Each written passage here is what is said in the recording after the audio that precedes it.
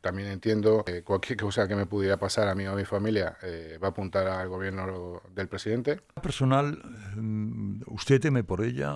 Su coche fue tiroteado, tengo entendido que recibió amenazas en la cárcel. ¿Tiene algún tipo de protección?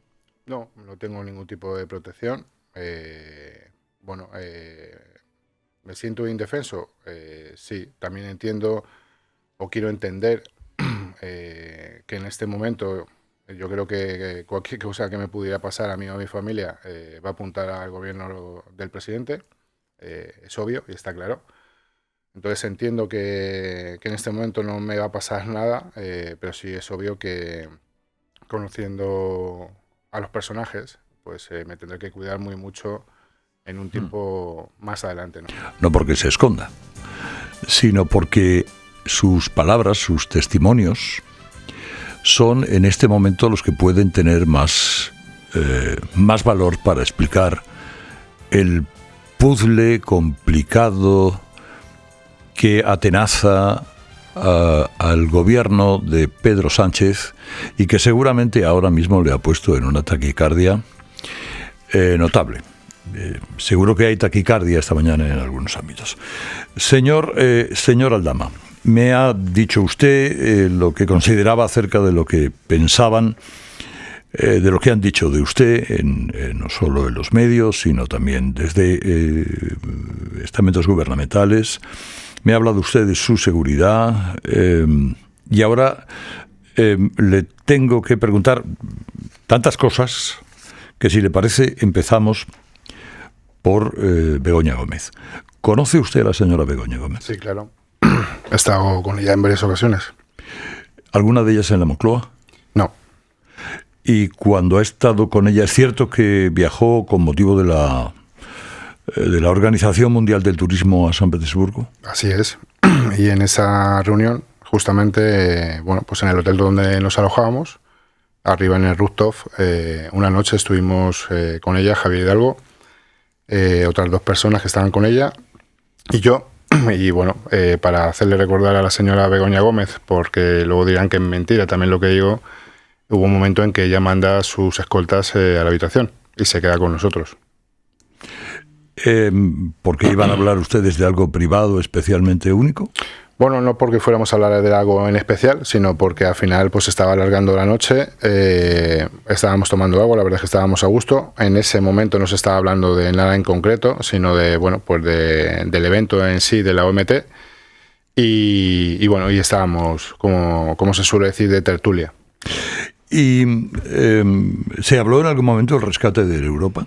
No, ahí no. ¿En otro momento sí? Sí. ¿Tenía que ver con el patrocinio que Europa realizó de alguno de los cursos de la señora Gómez?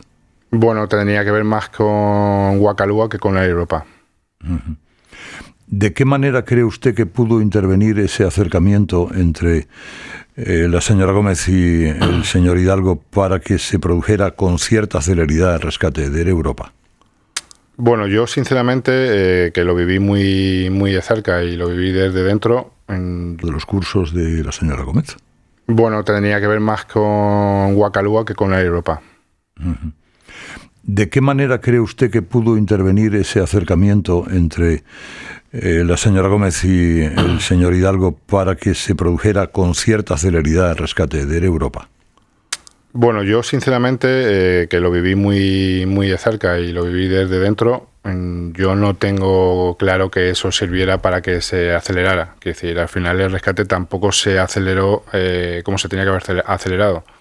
La compañía es una compañía que se declaró estratégica, en la que había casi 50.000 empleados directos e indirectos en riesgo de quedarse sin trabajo. Y bueno, a mi parecer, yo creo que se tardó considerablemente en dar el rescate a esa compañía. ¿Usted había hecho gestiones para que esa compañía cobrase una deuda que tenían en Venezuela? Sí, es más, tenía un mandato para que esas gestiones fueran a éxito y esa deuda se cobrara. ¿Ese mandato era por parte de alguna instancia gubernamental? No, ese mandato era por parte de la compañía. Es decir, usted en ese momento trabajaba o hacía un servicio a la compañía, Así es. a la compañía de Europa, y tuvo éxito en su gestión. Bueno, tuvimos éxito, yo puedo decir que tuvimos éxito porque conseguimos varias opciones de cobro a las cuales la dirección de la compañía se negó porque no eran adecuadas. Entonces, ahí ya no podía hacer yo tampoco mucho más ni ninguna labor más porque era la dirección la que tenía que aceptar esas opciones de cobro. Afirma usted no haber estado con Begoña Gómez de la Moncloa, pero sí con el presidente Sánchez. No, tampoco. ¿Sí en la Moncloa alguna vez con alguien de su equipo? No. ¿No ha pisado usted la Moncloa? No. ¿A Sánchez solamente le vio el día de la famosa foto que se publicó en la prensa? No, a Sánchez le he visto ese día y luego el día del cumpleaños de Ábalos en mis restaurantes. Una cena Sí, una cena que celebró Ábalos su 60 cumpleaños, me parece, creo recordar, y la hizo en los restaurantes que hay en Cuatro Torres, y bueno, pues ahí vinieron varios ministros, incluso vino el presidente con su esposa. No. Volviendo a Venezuela, ¿qué sentido tenía su presencia en el aeropuerto de Barajas, señor Aldama, cuando llega el avión de Delcy Rodríguez, que recordemos tenía prohibido pisar suelo Schengen? Bueno, tenía varias. Una, digamos que yo era, por decirlo de alguna manera, el avalista de ese viaje, porque la confianza de ese viaje, a quien había preguntado en varias ocasiones porque ella no se fiaba de Delcy Rodríguez, que recordemos tenía prohibido pisar suelo Schengen. Bueno, tenía varias. Una, digamos que yo era, por decirlo de alguna manera, el avalista de ese viaje, porque la confianza de ese viaje, a quien había preguntado en varias ocasiones porque ella no se fiaba por algún acto que ya había hecho el gobierno, de que se le fuera a dar el trato que se le tenía que dar y sobre todo de que no iba a tener problemas, ¿vale? Recordemos que a ella se le invita un mes antes de que llegue a España, ¿vale? Y ella ya avisa de sus sanciones. Entonces, nunca voy a entender por qué 2 horas antes de que aterrice se me llama para decirme que llame al avión y diga que dé la vuelta, como si esto fuera el tren de cercanías. ¿Y le llama el señor Ábalos? No, me llama el señor Coldo. El señor Coldo. ¿Por qué se supone que usted tenía autoridad sobre ese avión para hacerle volver?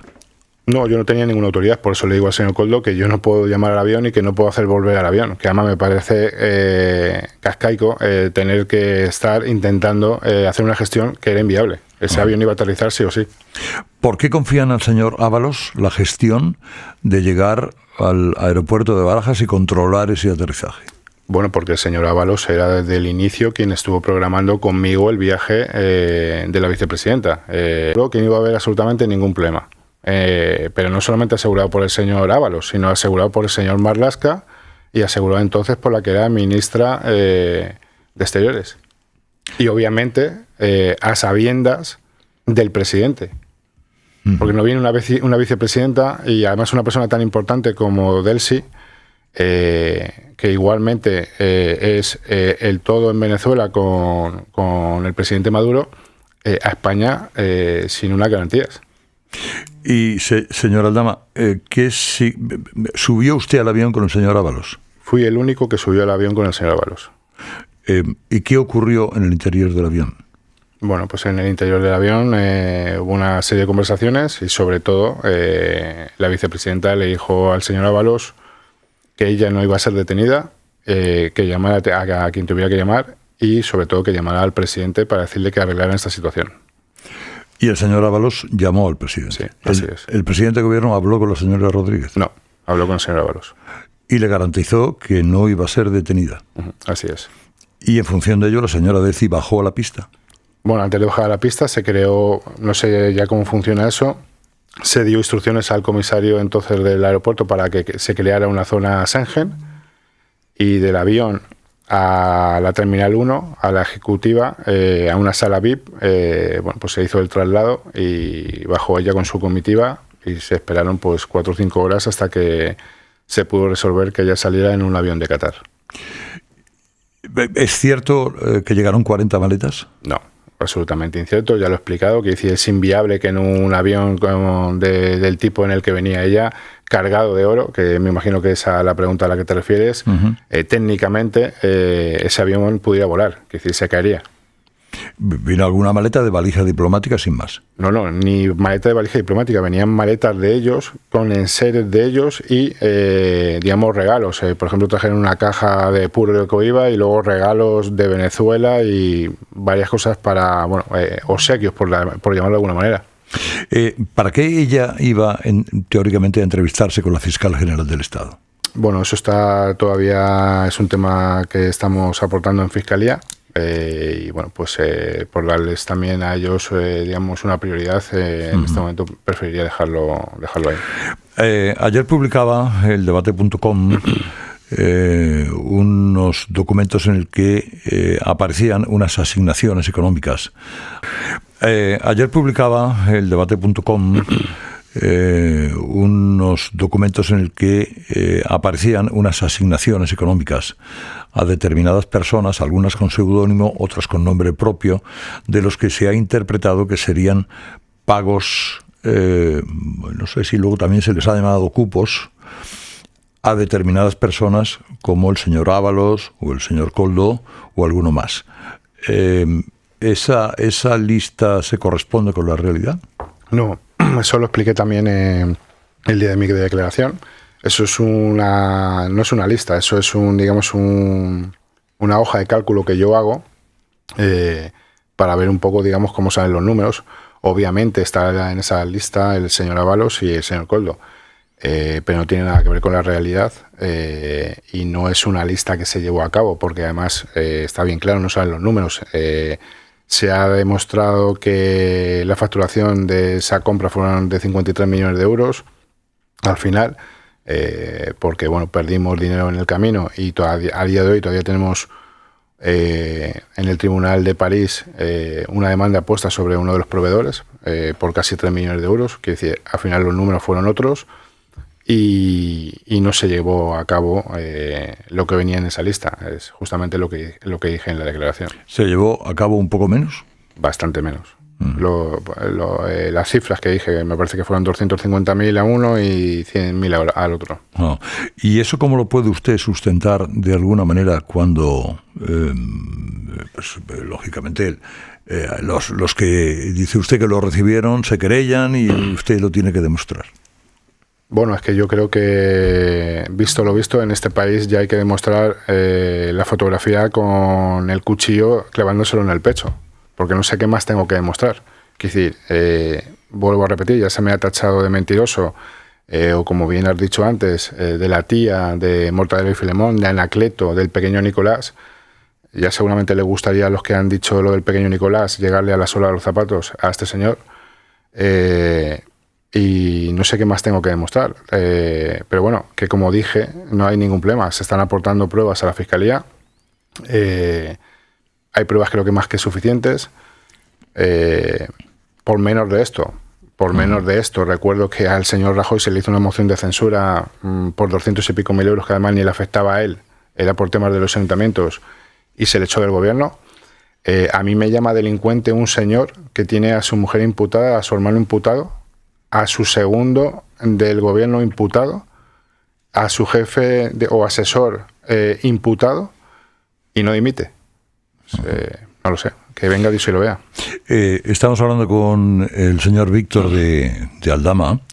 En esa lista hay un Bernardo. ¿Ese Bernardo sería el presidente del Partido Socialista de Navarra? No, para nada. Dominicana es otra de las piezas en este puzzle sobre la que se especula muy mucho.